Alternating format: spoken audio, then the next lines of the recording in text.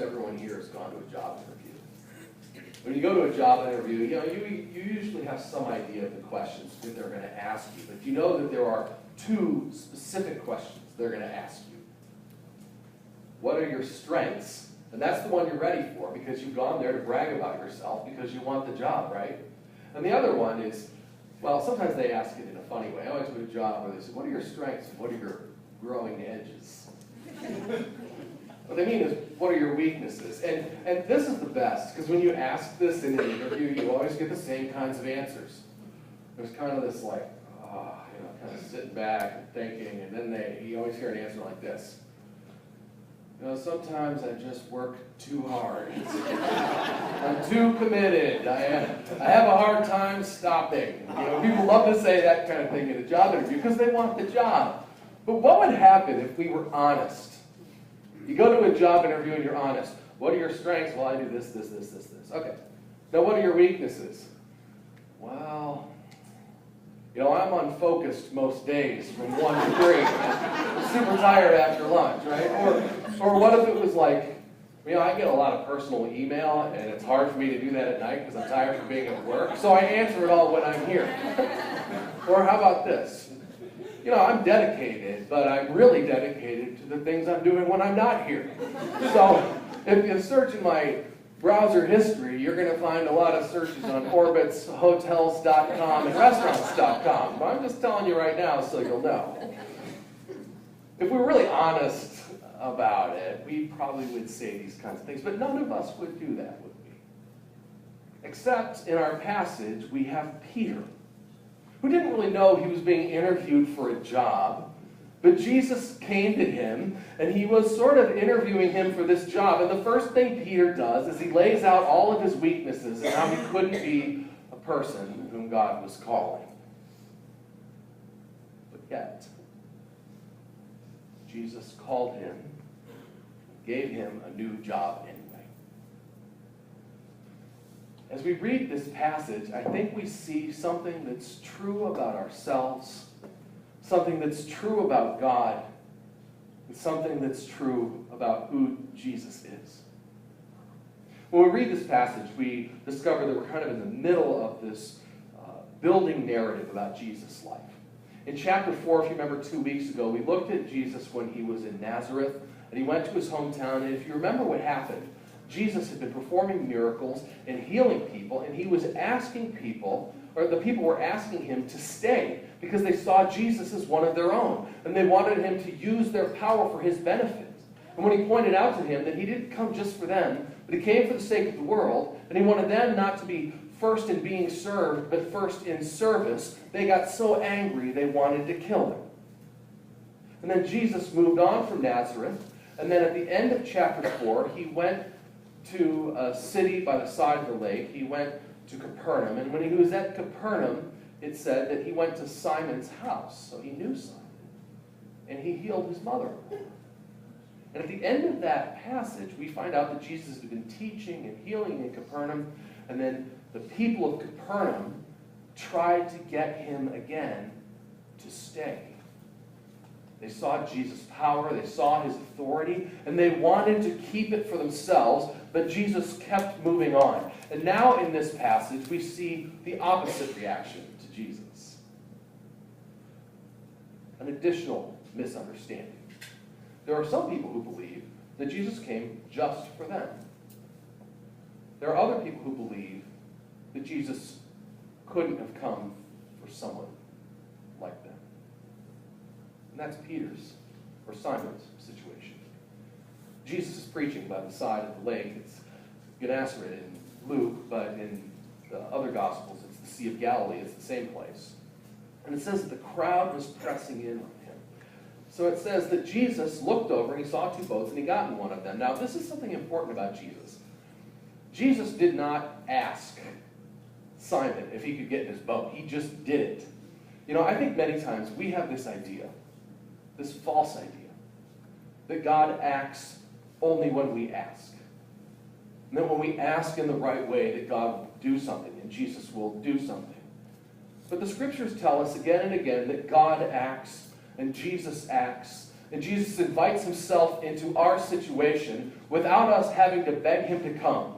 Think about when he went to Zacchaeus' house. It wasn't like Zacchaeus was like, hey, Jesus, why don't you come over? Jesus saw him in the tree and said, hey, Zacchaeus, guess what? I'm coming to your house today. He looked at the seashore and he said, I'm getting in your boat and you need to push it out a little bit because I'm speaking to these people. And Jesus continued to teach. And as Jesus taught, eventually it looks like the crowd went away and there were just the fishermen with their nets washing them. Now scholars tell us that in Jesus' time, the fishermen would only fish at night because they used nets that were made of linen, so they were very bright white. And the lake was very clear in those days because there was no real pollution. So they would drop these nets down, and during the day the fish could see them, so they'd never swim into them. So they only went at night. But Jesus says, Simon, take your nets, get in the boat, push out into deep water.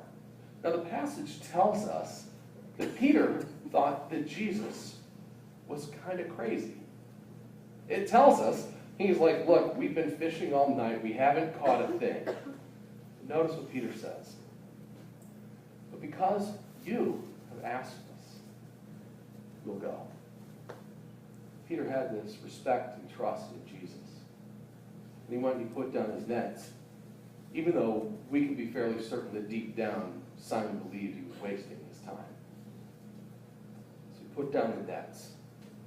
And they caught this catch of fish that was beyond their imagination. They couldn't pull it in.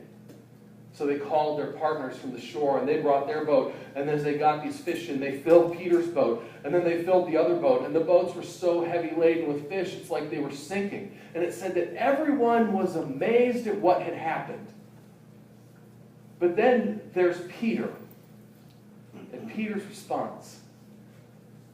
The passage tells us that Peter fell on his knees before Jesus. And here's what he said. Go away from me, Lord. I am a sinful man. Do you notice the contrast here between Peter's response and the response of the people in Nazareth and Galilee? People in Nazareth and Galilee saw Jesus' power and authority and wanted to keep it and use it for themselves. That's one error that people make about Jesus. We imagine that Jesus is always on our side, that he belongs to us and can be controlled by us. And he can't be. But there's an equal, and I think in many ways, more common mistake that we make. We imagine that Jesus, if he really saw us, wouldn't want anything to do with us. You know, in Peter's case, it's not that Peter was worse than anyone else. You know, there's this idea out there that fishermen were ne'er-do-wells, but they weren't. Fishermen were actually, in the ancient world, sort of like middle-class business owners. They had to be able to read, they had to be able to write, they had to be able to do math, and they ran a small business selling fish. Peter was not falling on his knees because he knew that he was so much worse than everybody else. He fell on his knees because he saw Jesus, just a glimpse of who he is, his power and his majesty and his holiness. And he was overwhelmed and he was afraid, and his first thought was, I am not worthy to be with you. I wonder if any of us here have ever thought about Jesus and seen an image of him, vision of him, or encountered him, and thought to ourselves, I'm not worthy. He would never want me. Jesus won't use someone like me because I fall far too short. It's like going to a job interview and leading with all the things you can't do. Well, listen to Jesus' response when it gets to the second half of verse 10. It says, Then Jesus said to Simon, Do not be afraid. Throughout the Gospels, whenever people encounter an angel, whenever they encounter the Lord, the first word they hear is, do not be afraid, because people's first reaction is to be afraid. His first words, do not be afraid. But then this, I think, is the key to understanding it. From now on, you will be catching people. Jesus' response to Peter. Do not be afraid from now on. That was Jesus' response to Simon Peter. I think that's Jesus' word to you, too. Do not be afraid from now on. One of the amazing things about Jesus is he spends very little time dwelling on the past. He leaves that to us. He doesn't encourage us to do it. Even when he does talk about people's past, think about his encounter with the woman at the well in the Gospel of John. Oh, they go over what's happened in the past, but that's not where Jesus' focus is it? It's on the present moment, and it's on from now on. Simon sees all the reasons that he could never be worthy of following Jesus, but Jesus doesn't care about his resume. Jesus doesn't care about his strengths and weaknesses. Jesus cares about the present moment and from now on. Peter's focusing on what he's done in the past and where he's been and who he's been and where he's coming from. And Jesus is focused on this moment and from now on. This is the moment that Jesus is worried about. This is the moment that Jesus is focused on. This is the time that Jesus is thinking about. This moment and from now on. Do you realize we're all sort of in Peter's situation? Jesus, by the power of the Spirit, is here this morning. And he's looking at each one of us. And he's not looking at your screw-ups in the past or the things you wish you'd done. As a matter of fact, Jesus over and over again in the Gospels tells us, don't look back. Don't put your hand to the plow and look at what's behind you and see if you furrowed a straight row. You didn't. But that's not what matters. You can't fix that right now. But you can start here. You can start now. From now on. You can live differently. You can do something differently. And Jesus says, from now on, you will fish for people. From now on, you have a new job. From now on, you're working with me. From now on, your focus is going to be on the world that I love. Well, guess what? Jesus says the exact same thing to you here today. From now on, whatever you've done before, we're going to leave that behind and we're going to move forward today. Because Jesus calls us to work with him, to share his love for the world, to call people to come and follow after him, to love our neighbors as ourselves, to bear witness in what we say and what we do, so that people might hear and see in us the love of God for the world and for the community and for them. Jesus has called us, just like Peter, to fish for people, but to do it by loving our neighbors and by serving our neighbors in Jesus' name. This sermon series is called Inside Out. And the reason is because as we look at Jesus' encounters with people, he starts on the inside and it manifests itself on the outside.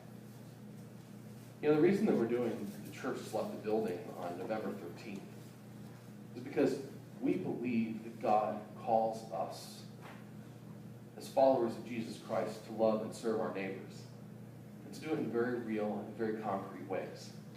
It's my hope that each one here, everybody here, will sign up for one of those service projects and plan to be here that day.